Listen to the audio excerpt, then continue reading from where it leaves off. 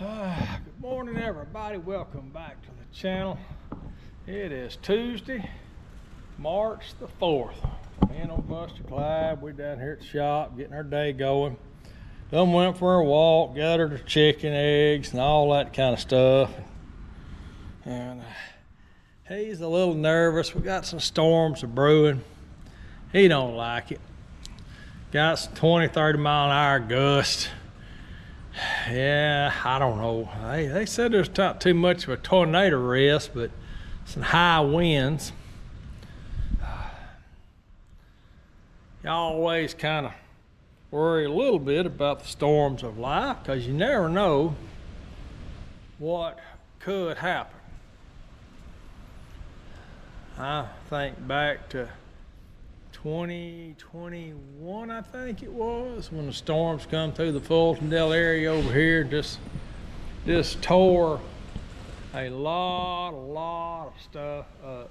It took a 2 or 3 mile strip, just tore every house there was, demolished it, went on over the hill there through the woods, tore a bunch of trees up. Hit some commercial areas, just devastated some areas around here. And you know, here we are, 2025, and those areas are just now recovering from that. In fact, there's still houses over there that's just in total disrepair that never was built. Most of them, and I won't say most of them, but a good percentage of them was just they cleaned up all the debris and just left the empty lot. But you never know what could happen. But, you know, worrying about it's not going to solve anything. Just hey, prepare. You know, get in the storm shelter if you have to. If, you know, Mother Nature comes through and destroys everything you got, just start rebuilding. That's all the choices you got in life. I try not to worry about things too much. You know, all the what could happens and the what ifs and the the world situation that we're facing. I mean, who knows what's going to happen next? I mean, I find the best thing to do is just go up, enjoy your day, make the best of it, go on through life. I mean, I'm as prepared as I can be, but you know, I'm not prepared for the worst that could happen or the most devastation that could hit. I mean, you just never know what's going to happen. I'm sitting there looking at that piece that I hung back out there this morning because I had it hanging in my way. It's out there swinging so hard. I think I better go get it, bring it in before them two parts start banging against each other. I don't know. People ask me, you know, what I think about this, what I think about that. And you know, I might think, well, it could happen. That's what I always say. Well, it could happen. I realize being, fixing to be 63 April the 2nd. Got health issues, arthritis, from the work I've been doing the last 2 days. My hands is just killing me. Both of them are, just from, rubbing and sanding and working and moving. My replacement knee is the best part I got on me. But, I got stents, 3 stents in my chest. Who knows what's going to happen next. I take blood thinners and this and that and other, and I asked my cardiologist, I said, do I got to take these blood thinners the rest of my life? He said, yeah, you do. I said, well, all right. And so you do kind of realize that, the whole world system shut down. Folks that rely on medication, we're in trouble right from the get-go. And then for those of us that rely on food, which is all of us, hey, that could be a major challenge. And then realizing, looking back on 2020 with COVID, I mean, we had a mental health crisis right there. Imagine what kind of mental health crisis we'd have if worse come to worse. Well, you know, I don't claim to know the future. I'm no prophet. I have no idea what's going to happen next. I've read the end of the book. I've read the prophets many times over. And yeah, you know, we kind of know how it's all going to end. But is it going to end in our generation? Is it going to end in my kids' generation? Is it going to end in the next generation? I don't know. But I do know this is the first time in world history that a few leaders around the world could mash a certain red button and annihilate the whole entire planet. And it's been that way for the last 85 years. And we know it could happen. It could happen any day, any minute, any second. It's just the world we live in right now. But what can we do about it? Not one thing. I mean, you know, I hope and pray, spend a lot of time in prayer. You know, pray that it doesn't happen. Pray that it doesn't happen in my kids' generation. You know, pray that life just goes on and, you know, I meet my Maker through natural causes. But you just don't know. You just don't know. Well, all right. That's enough blabbing for today. I probably ought to load this up just to one separate segment. But it's supposed to begin a part 8 of the tractor restoration. I'm going to clean up shop a little bit. Got to go give the chicken some water. Gathered eggs this morning. I'm going to clean up that mess. Maybe get my wheel weights ready to paint. Might get the fenders put on it. Hang the battery box up here temporarily. I got to come back and brush and paint on all this stuff. Get my little plate up underneath it that holds the solenoid on. And I'm telling you something, I'm not meant to mention that, but all these parts, like this solenoid, everything's got so much paint on it that you've got to clean the paint off of it where it'll get a good metal to metal contact. Because that solenoid has got to be grounded to operate. All it's got going to it is one hot wire. Well, from the battery, one out to the starter, and then one hot wire back from the switch. So that solenoid's got to be grounded before it's going to kick in.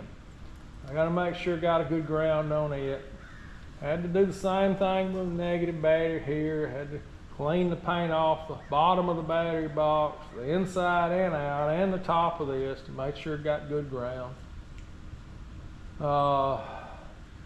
I've made sure I got good grounds for my headlights. I'm going to have to clean up one of the terminals for my light in the back. It's all pretty simple, but little things can really, really be aggravating. I may have to clean the battery starter terminal. I got a little more paint on it, but I thought it'd be all right. I may still take it off and wire brush it real good. Well, all right, that's enough on this little opening segment of part 8.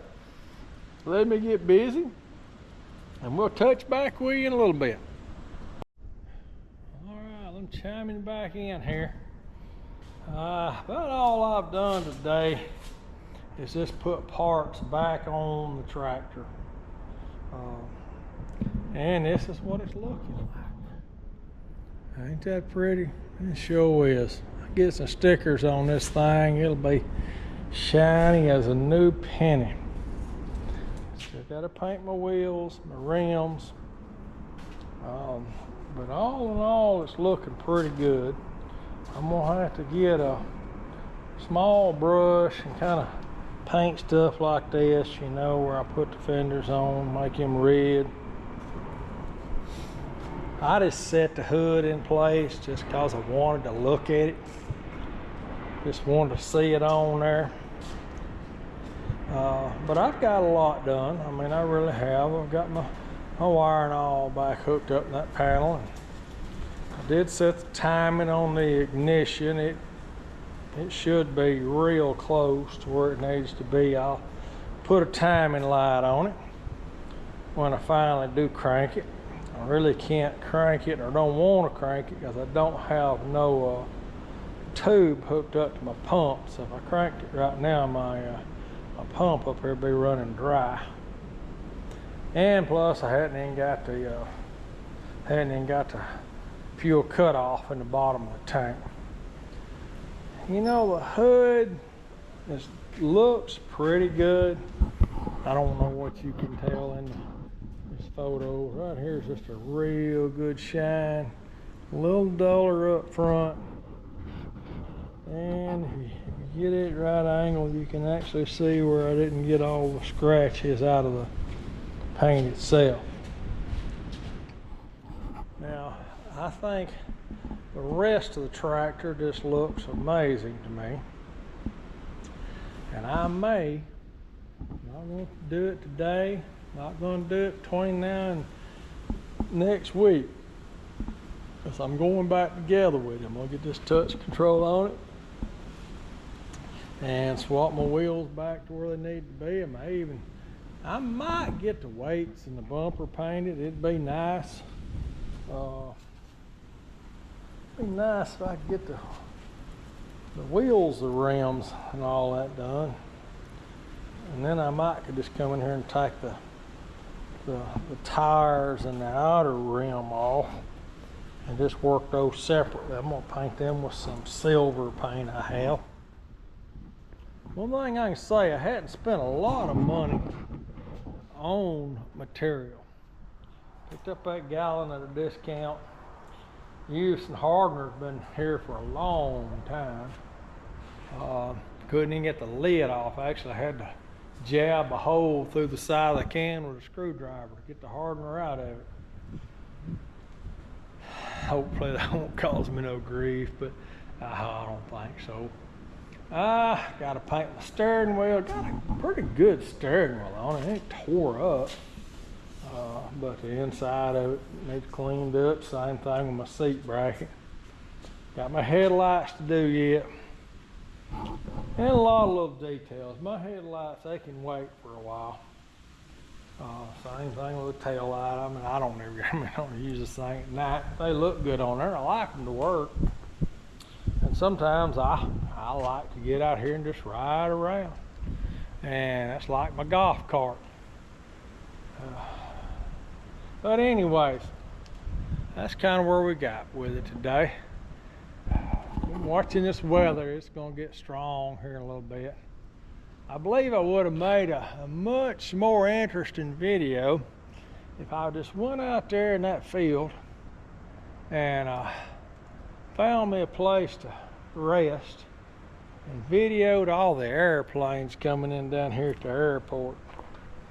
We got these 20, 30, 40 mile an hour gusts, and I tell you, I've watched some airplanes turn plumb sideways today. Time I hear one come over, I come out here and watch it because I know it's going to get crazy. Got another one coming over now. Let's see what it's going to do. There you go. He's coming in kind of low too.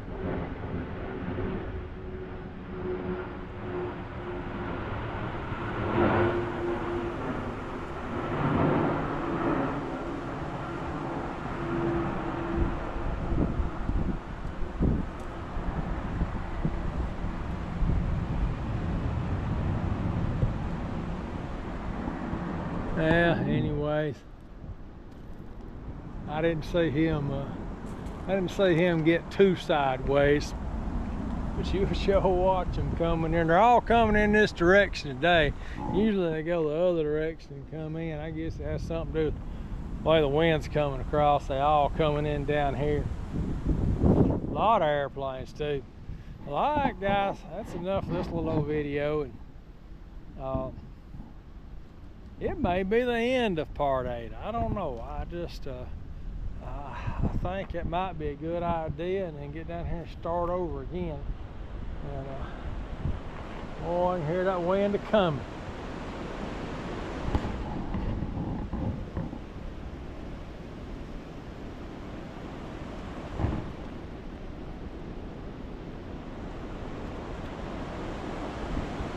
It's sure enough howling.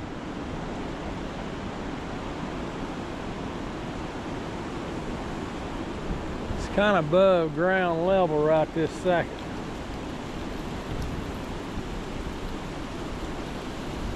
And taking a little dip over there. Yeah, keep us in your prayers tonight. Of course, by the time you see this video, it'll be over with. But all right, that's where we're at today. We'll catch you on the next one.